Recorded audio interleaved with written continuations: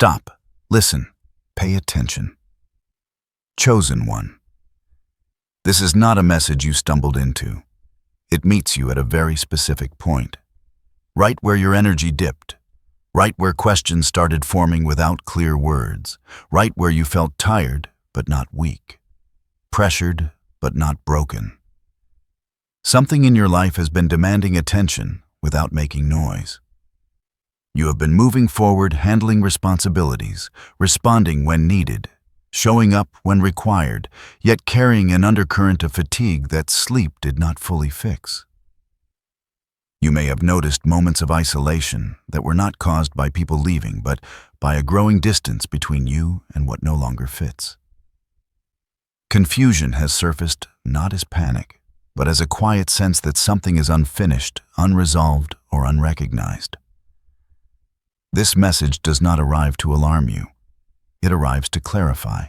You have been navigating an experience that was not fully visible, not properly named, and not recorded in the way other struggles usually are. There were no clear milestones, no public markers, no obvious turning points. From the outside, things may have looked mostly normal. Inside, however, there has been sustained pressure, subtle, continuous, demanding more internal regulation than you consciously realized.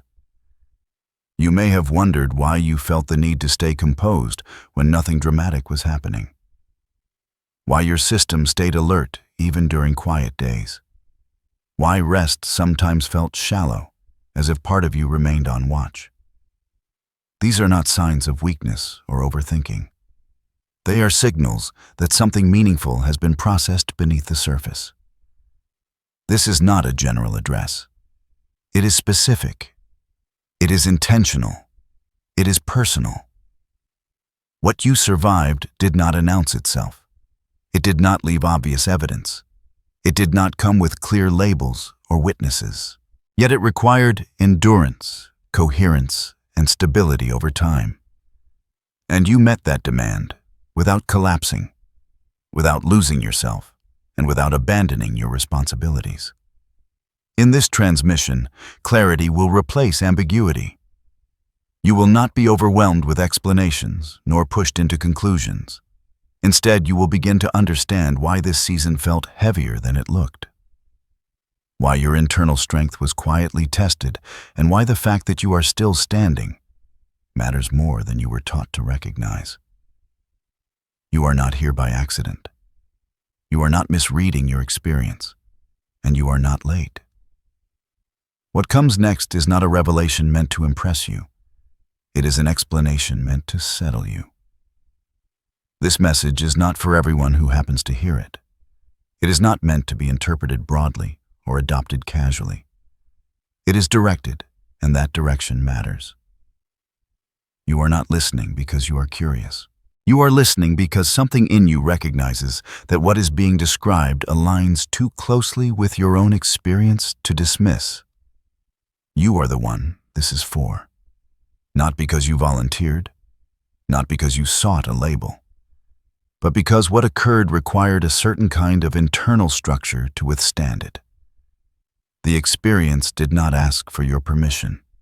It involved you directly, regardless of whether you had language for it at the time. And the way you moved through it revealed something stable that was already present.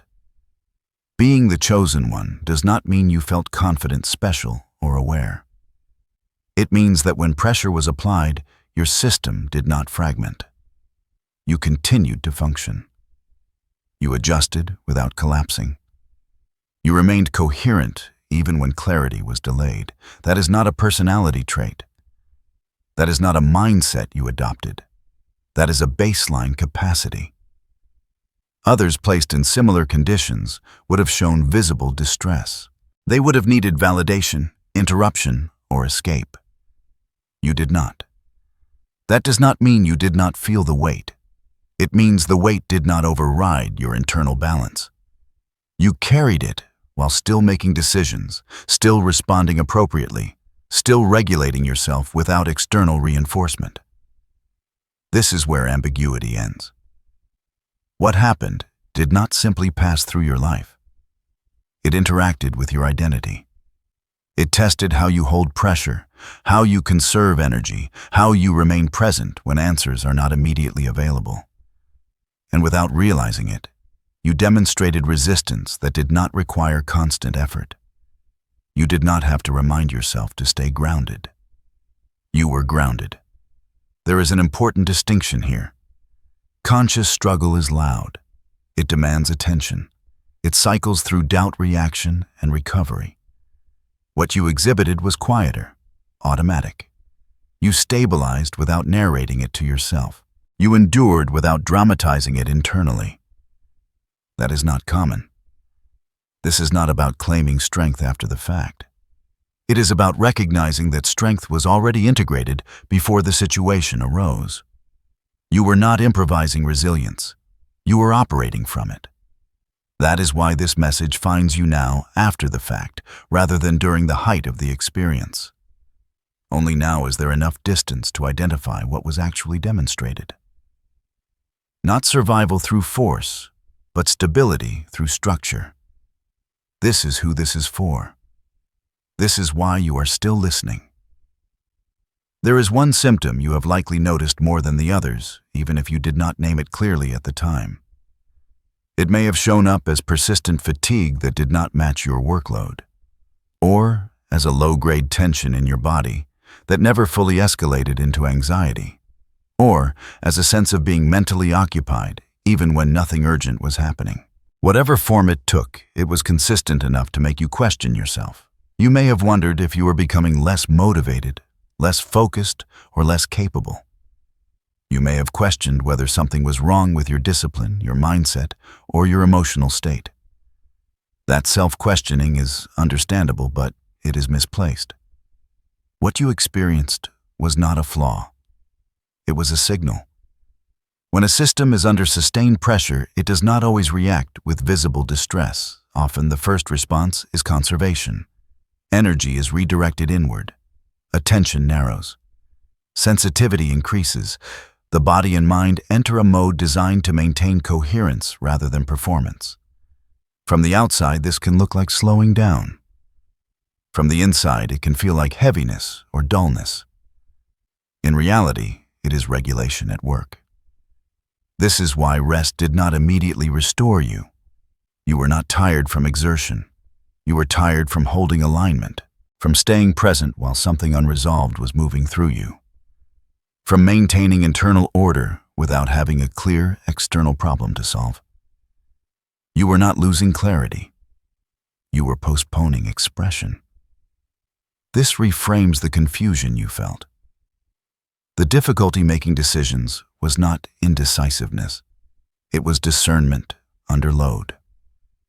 The quiet withdrawal from certain conversations was not avoidance. It was boundary formation happening below the level of conscious planning. The emotional flatness you may have noticed was not numbness. It was stabilization. Once this is understood, self-judgment dissolves. There is nothing wrong with you. Nothing broke. Nothing needs to be fixed. The sensations you experienced were indicators of transition, not evidence of decline. You were in the middle of a recalibration. Systems do not announce recalibration. They simply adjust. This is why explanations felt just out of reach. The process was not happening in thought. It was happening in structure. Your awareness was catching up to changes that had already begun. This prepares you for the deeper explanation. What you felt did not originate inside you alone. It was a response to pressure that was real, patterned, and timed. And the fact that you remained intact through it is not incidental. It is diagnostic.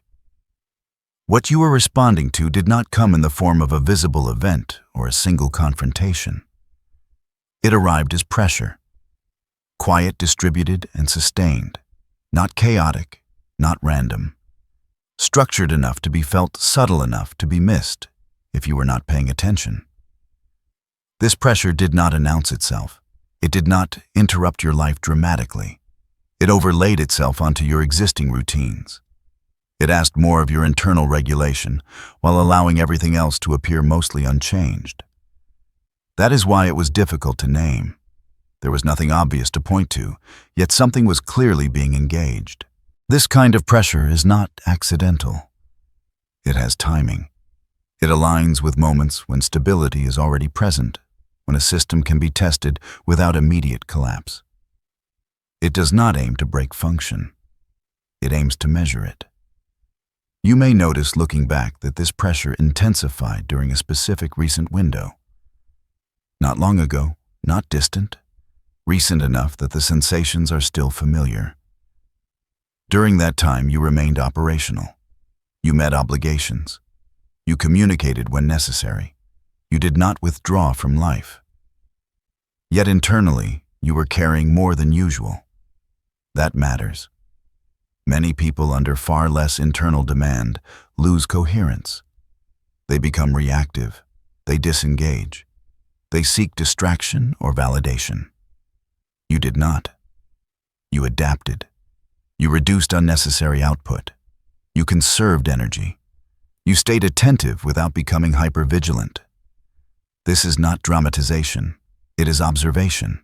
The pressure was coordinated in the sense that it touched multiple layers at once. Mental load increased. Emotional signals became quieter but heavier. Physical sensations shifted subtly. None of it escalated to crisis. All of it required presence. You were being asked without being told to maintain function under conditions that would normally disrupt it. And you did. That is the reveal. Not that something attacked you, but that something leaned on you and you held your shape. You did not need to fight. You did not need to resist consciously. Your structure absorbed the load and redistributed it without failure. This is why the experience feels strange to recall. There is no single moment to point to, no dramatic peak, just a period of sustained internal demand that has now begun to release. Understanding this reframes the entire experience. You were not under threat. You were under assessment. And your continued functionality, your calm, your restraint, your ability to remain grounded without external support are the evidence. You were not overwhelmed. You were measured. To understand what you moved through, it helps to slow the experience down and separate it into distinct pressure points. Not to relive it, but to recognize how consistently you remained regulated across different forms of demand. What matters here is not the intensity of any single element, but the fact that several were present at once, quietly testing different aspects of your internal balance. The first pressure point was doubt. Not dramatic self-doubt, not spiraling insecurity, but a subtle questioning that hovered at the edges of your awareness. You may have caught yourself wondering if your perception was accurate, if you were over-interpreting signals, if the weight you felt was real or imagined. This kind of doubt does not shout. It nudges. And yet, you did not lose trust in yourself. You questioned without destabilizing. You allowed uncertainty without surrendering your footing. That is regulation. The second pressure point was fear, though it likely did not register as fear in the traditional sense. There may have been no clear object, no immediate threat. Instead, it showed up as caution, a heightened sensitivity to consequences, a quiet awareness that timing mattered, that certain moves required restraint. Fear usually accelerates behavior or freezes it. In you, it refined behavior. You did not rush. You did not retreat. You calibrated. The third pressure point was energy drain. This is the one most people notice first and misunderstand most often. Your energy was not taken by activity. It was used to maintain coherence across multiple internal processes at once. That kind of drain does not respond quickly to rest because rest alone does not resolve structural load. And yet, despite feeling lower in reserves, you continued to function. You did not overextend. You did not collapse. You adjusted output, intelligently conserving what needed to be conserved. The fourth pressure point was isolation. Not social isolation, but experiential isolation. The sense that what you were carrying could not be easily explained, that sharing it would require more energy than it would give back. This often leads people to withdraw completely or to overshare indiscriminately. You did neither. You stayed connected where it mattered and quiet where it didn't. You maintained relational boundaries without severing ties. The fifth pressure point was delay. Answers did not arrive when you expected them. Resolution did not announce itself. Progress felt internal rather than visible. Delay erodes patience in most people. It creates agitation and impulsive action. In you, it produced steadiness. You allowed time to do its work without forcing outcomes prematurely. Across each of these categories, the pattern is consistent. You did not engage in internal battle imagery. You did not frame the experience as something to defeat. You regulated. You absorbed. You stayed present. Your nervous system did not hijack your decisions. Your identity did not fragment under load. This is the part that often goes unnoticed. Stability is rarely celebrated because it does not perform. It simply holds.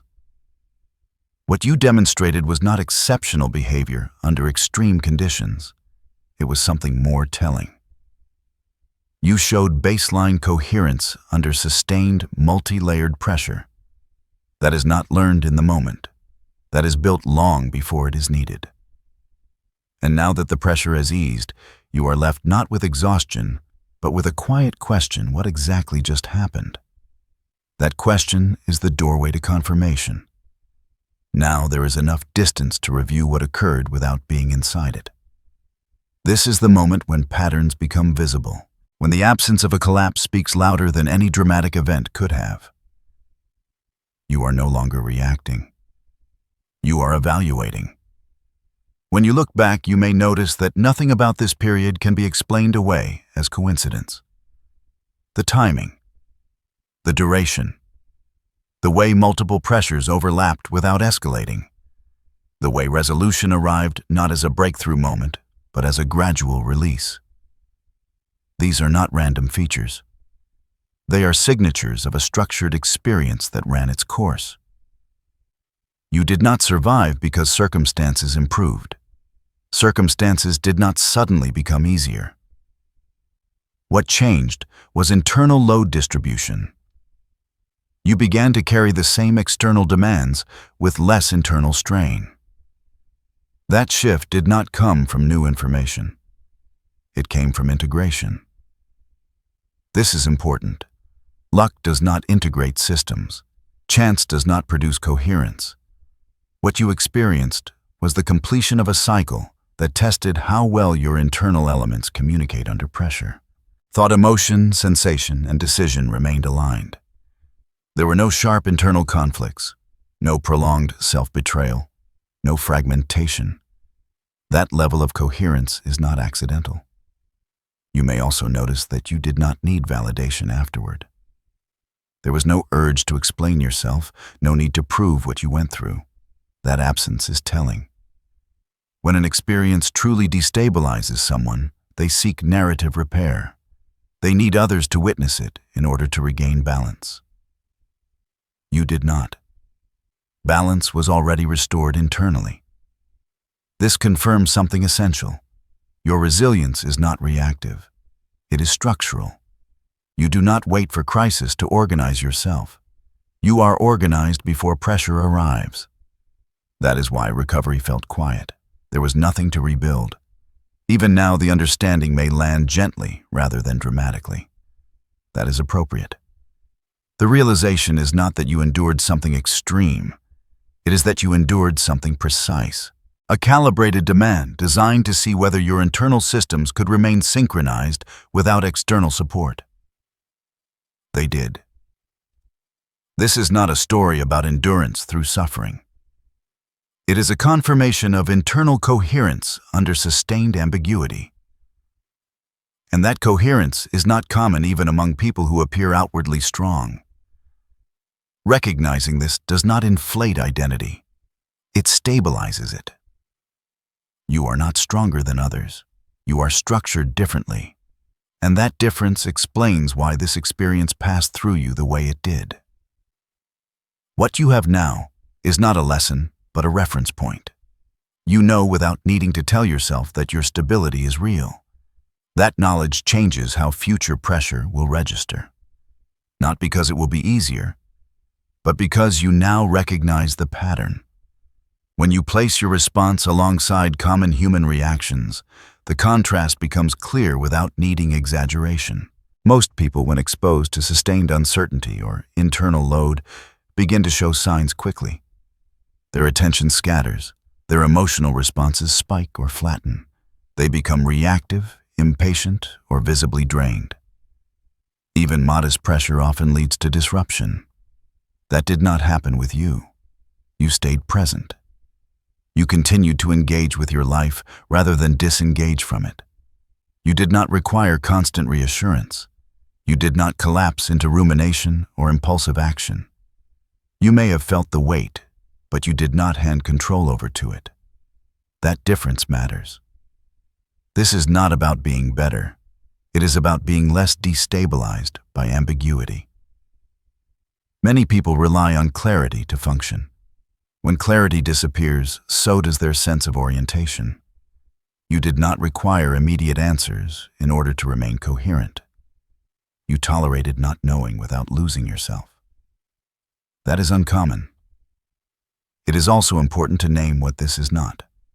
This is not emotional suppression. Suppression creates pressure that eventually leaks. You were not leaking. You were adjusting. Your responses remained proportionate. Your decisions remained grounded. You were not pushing feelings away. You were holding them without letting them steer. Under far less internal demand, many people seek escape. They distract themselves. They create urgency where none exists.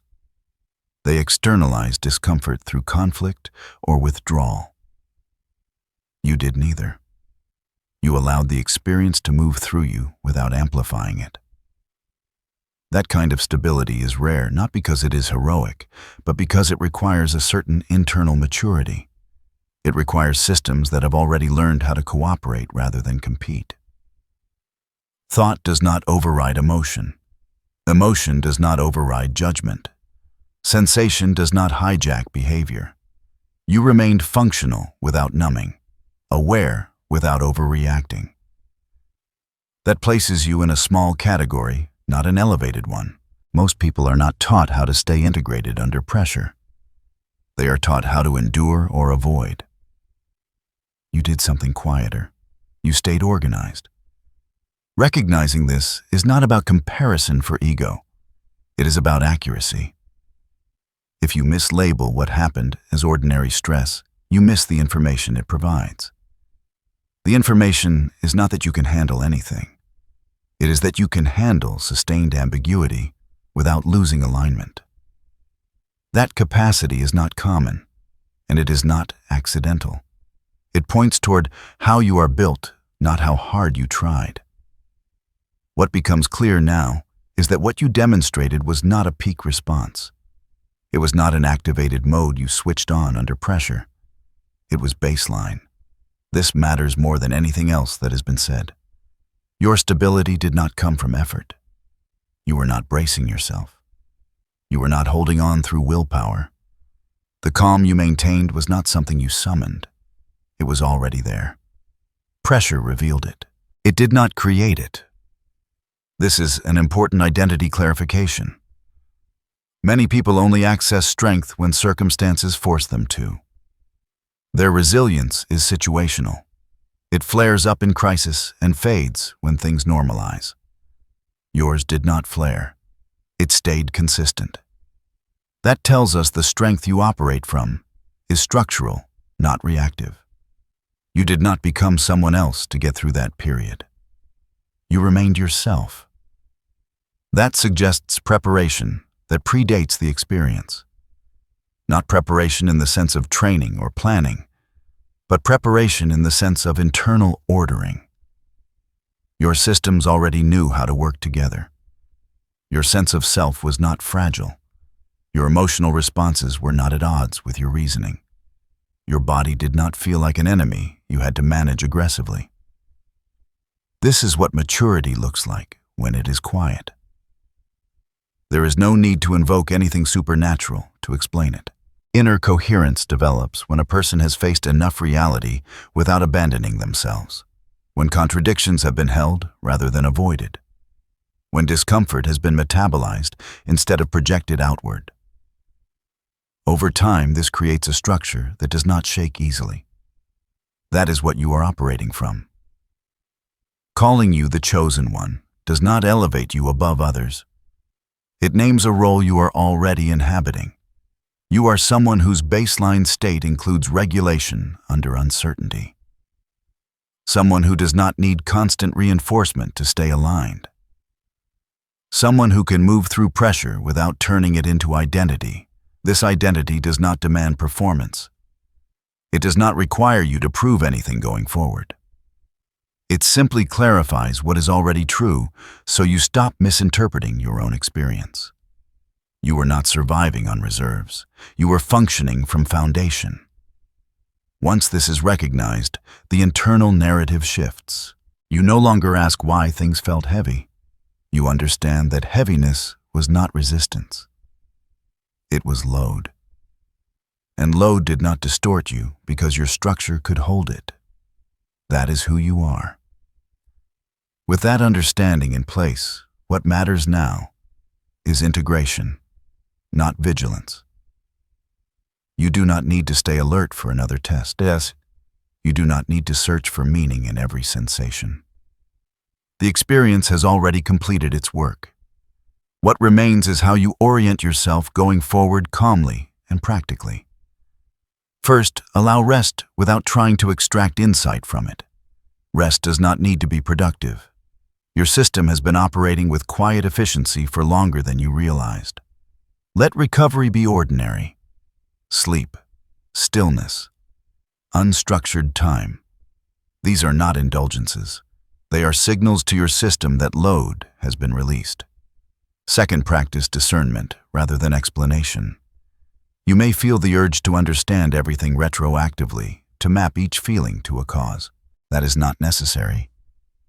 Discernment means noticing what now feels lighter, what no longer demands attention, and trusting that those shifts are accurate without narrating them excessively. Third, reinforce boundaries gently. You have already adjusted them instinctively. Now you simply maintain them without justification. You do not need to overcommit, overshare, or overcorrect. Protecting your energy does not require defense. It requires consistency. Fourth, be patient with momentum. After sustained internal pressure, outward movement often resumes gradually. Do not rush yourself back into intensity to prove that you are fine. You are fine. Let action arise naturally from clarity rather than from relief. Fifth, focus attention where it stabilizes you. Notice which environments, conversations, and rhythms support your internal coherence. Spend more time there. This is not avoidance of challenge. It is alignment with what allows you to remain present and functional. Finally, trust the quiet. Not everything important announces itself. You have just lived through something significant that left no obvious markers. That should recalibrate how you evaluate your own progress. Depth does not always look dramatic. Often it looks like steadiness. Integration is not a task. It is a posture. You move forward now without carrying the question of whether you can handle pressure. You already know the answer.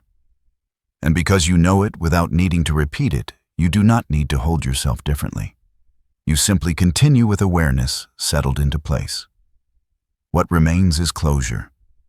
There is nothing left to brace for. What you moved through is complete. You do not need to revisit it, analyze it further, or carry it forward as a reference point for fear. The value of the experience has already been absorbed.